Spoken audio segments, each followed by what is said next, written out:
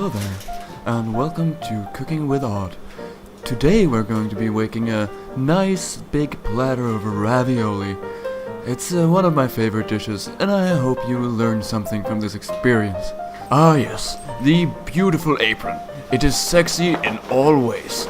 Also, it makes it so your clothes not get any of the sticky icky all over it. Haha, it's brilliant.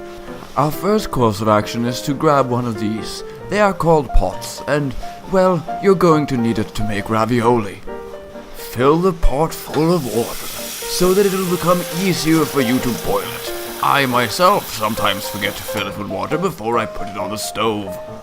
Once you're at the stove, you're going to need to use the touch pads. I hate these things, they're so unbelievably useless.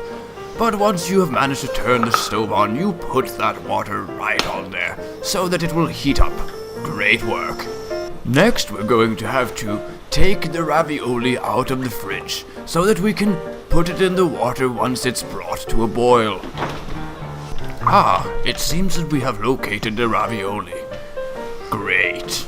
Now it's just time for us to place it in the water. The life of a chef is not always great. It's quite difficult to get these things open.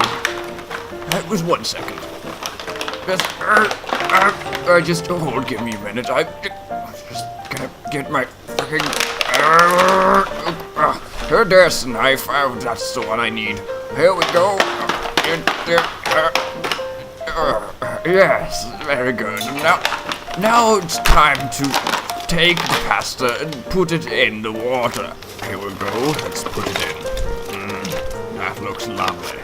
Great work. Our next course of action is, while we wait, to take these 2 eggs. Eggs is what you're going to need in the next segment.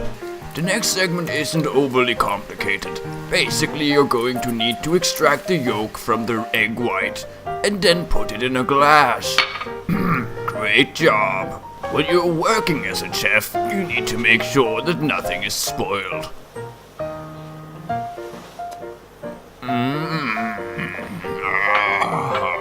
Once the water is done boiling, simply remove it from the stove.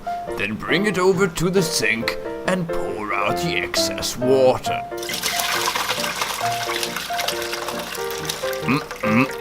These look lovely today. Once you put the ravioli back in the pot, top it off with the egg yolk and a little bit of pepper and salt. If you have done everything correctly up until this point, you should be just stirring the pot real good right now. This is a very essential portion to the cooking process. It makes everything combine in a brilliant way. That's it. Now you should be left with a nice plate of ravioli. This is delicious. See you next time.